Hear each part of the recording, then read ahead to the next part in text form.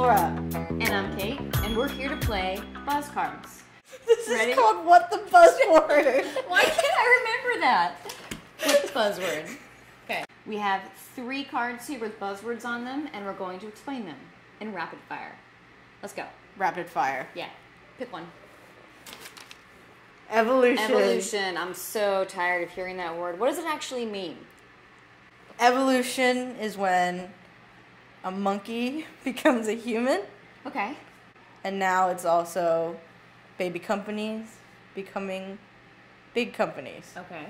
Every company, I feel like they use evolution, that they're evolving, but really it's just like another They're staying release. relevant. They're just staying relevant. They want it to seem like a movie release every time. Oh, I like that. Right? I think the greatest sign that a company is actually evolving is when they actually listen and interview and talk to their customers and don't just make decisions in a vacuum on their own or say they listen to their customers but don't actually do it. Right. I mean, you can't just base it on assumptions. I mean, I could tell you that I'm like the smartest person in the world, I but would believe you because you are. I really like you a lot more right now. But that doesn't mean as much as me talking to you and figuring out what you think is Right. makes the smartest person in the world. Buzz card. Next buzz card. The generation gap. Generation gap. I don't like the word gap. It sounds so negative and bad. We have these companies who have been around for hundreds of years. Mm-hmm.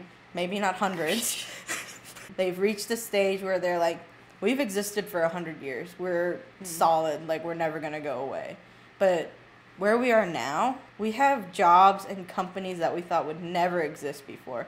I mean, I never thought I'd be using Facebook at work. Like, I never thought that would be my job. But it is. And It's- it may not be in 2 years.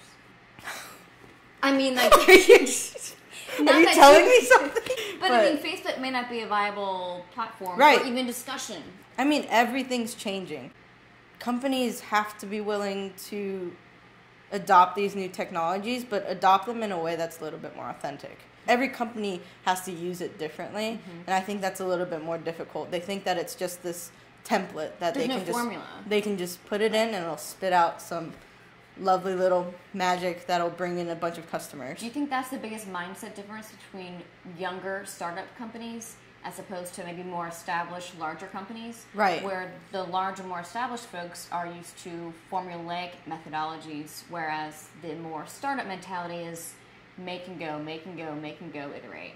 Startups are like constantly saying, there's this new platform, we'll have to push something out differently. It's a little bit more of a natural process for them where they've grown with this social media age almost. Right. Older companies are trying to like force themselves into it. Buzz card? Next buzz card. Millennial. Millennial. Everybody Oh. uses it. Yeah, everyone's talking about selling to millennials, acting like a millennial, how millennials are brats, but also how they're awesome. What is up with the millennials? Why is everyone talking about them? Why do we care? It's not that millennial is the wrong word to use. It's that it's misunderstood. People How? have defined it. Are you just saying that because you're a millennial? I am a millennial, but also proud of that? Very proud. Okay. You're also a millennial. I don't know. Well, based on the formalized approach of what year you were born, I'm sometimes not a millennial. I'm sometimes outside baby of boomer? outside of a baby boomer. What? I mean, not that I have anything against baby boomers. A millennial is defined as someone who was born after 1980. Okay. But that's limited to age. And that's saying everyone in that age group must all act the same way. They must all use the same platforms. Nobody likes to be generalized, right? No, I mean, that's what a stereotype is. And that's what a millennial has become.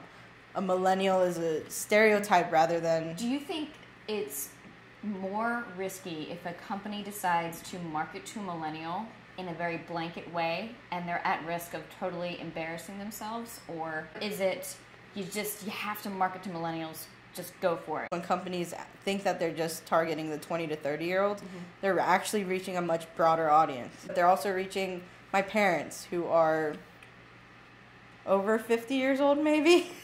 They fit into those behaviors. Right. My dad will buy new Apple products right when they come out. He'll pay full price for them, even if he won't pay full price for groceries. Think about how much these companies are missing out on other opportunities to reach new audiences whenever they assume that a millennial is a certain demographic and they're not focusing on psychographics and mindsets. Right. That's honestly like the main point of redefining what a millennial is. It's that it's not age, it's a behavior. That was a great way to cut it off. Way to end it. Thanks for joining us on Buzz Cards. Until next time. I think it's actually called What the Buzzword. Oh, you're right. What the Buzzword? You don't even know the name of our series. I'm getting old. You're not a millennial. I'm a millennial. I liked it. Sometimes my brain just farts out information. Just flows out. It's like explosive diarrhea. mental diarrhea. Yeah. We were really funny, and that's why we were laughing so much. Ready? And it's called What the Buzzword. Can you hear right? my hair? Is this bothersome? So I should Flip it away. chuckle.